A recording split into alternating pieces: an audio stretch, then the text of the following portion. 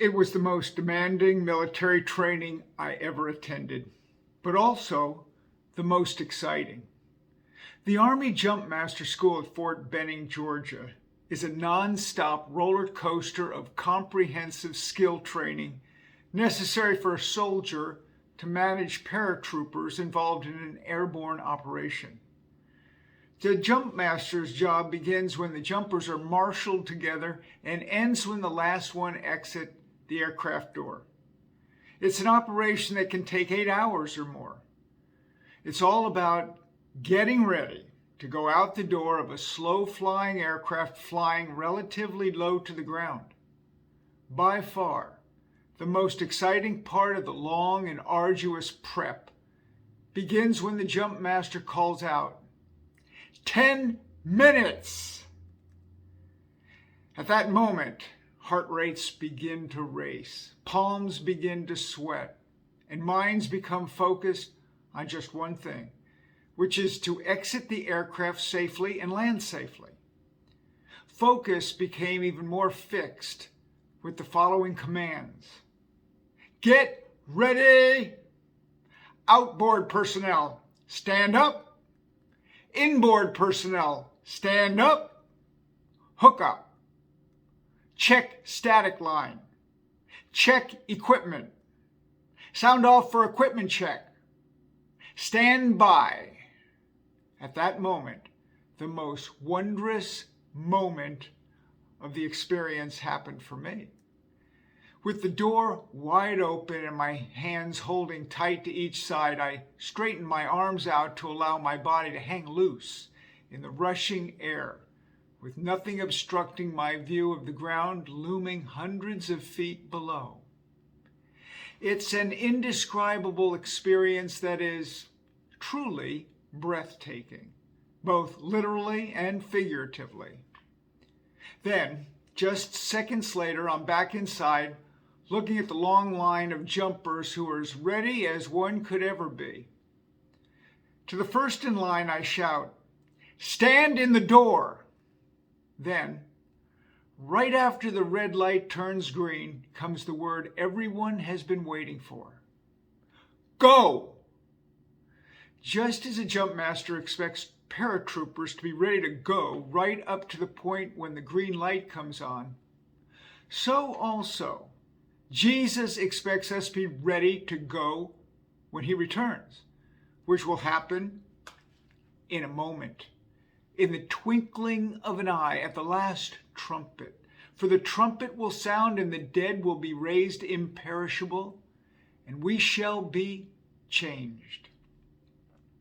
When the Apostle Paul wrote that verse, which we find in 1 Corinthians chapter 15, verse 52, he may have had in mind the fig tree parable of Jesus that appears in Matthew, Mark, and Luke. The context is especially important. Jesus is teaching in Jerusalem just a few days before he is betrayed, arrested, falsely accused, humiliated, beaten, and crucified. He has just predicted the forthcoming destruction of the temple, presented signs that would precede his return, warned believers of the calamities and persecutions they would experience, and described the confusion surrounding his return, coming tribulation, and suddenness of his appearing. With that apocalyptic stage set, Jesus then follows by saying, "From the fig tree, learn the parable. When its branches become tender and it sprouts leaves, you know that summer is near. So also, when you see all these things, know that he is near, right at the doors." In this short, easy to understand parable, Jesus gave his listeners then and now a clear warning with regard to all the disastrous events that would precede his ultimate coming. He was not saying that it would happen in the springtime when leaves sprout on trees, but when events just mentioned become evident. But when exactly will this happen? That is the age-old question still asked today. Despite the fact that Jesus gives us the answer after telling the parable when he says, "Of that day and hour no one knows, not even the angels of heaven nor the Son, but the Father only." Then, a bit later, Jesus reinforces that statement with this concluding one. "Therefore, keep watch, because you do not know what day your Lord comes." The point is that we must always be ready for the return of our Lord, for it will happen in a moment, in the twinkling of an eye. Since any lesson or message is only as good as the application that puts it into action, with this particular message in view, we must now ask, how does one prepare or get ready for the ultimate coming of Christ? By the way, I distinguish the coming of Christ with his ultimate coming because the Lord comes to us whenever our faith allows him to work in us and through us for his glory. The problem is that most of us struggle with fickle faith that ebbs and flows depending upon our moods and circumstances and whatever else may be distracting us in the moment.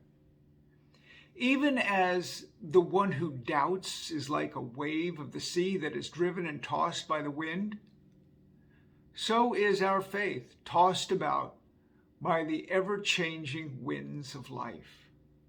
How then do we overcome this persistent dilemma such that we are always ready for the Lord's ultimate coming in the fullness of time? The answer may be found in the parable of the 10 virgins from Matthew chapter 25, verses 1 through 13. Jesus presents this parable on the heels of the fig tree, so the context is the same. The Lord opens by saying, "The kingdom of heaven will be comparable to 10 virgins who took their lamps and went out to meet the groom. 5 of them were foolish, and 5 were prudent." Before considering the parable, we must first understand that the kingdom of heaven was an expression used by Old Testament prophets in connection with the much anticipated Messiah.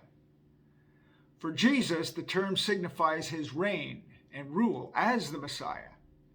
In that light, we see 10 virgins waiting to meet the groom, whose coming is imminent. The setting is that of a wedding banquet, which, according to tradition, took place in the groom's home. A large gathering of family and friends would have quickly filled the typically small home, causing an overflow of guests pouring out into the street, which is where we would expect to find the 10 virgins of this parable. Meanwhile, the groom and several close friends are making their way to the home of the bride, where they will greet her and then escort her back to the groom's family home for the wedding feast. Time is not of the essence, so the waiting may go on and on for hours and hours. This interval is what separates the foolish virgins from the prudent. We should expect that all of them are properly dressed for the big event, and all are prepared with oil-filled lamps to light if they must continue to wait after the sun sets.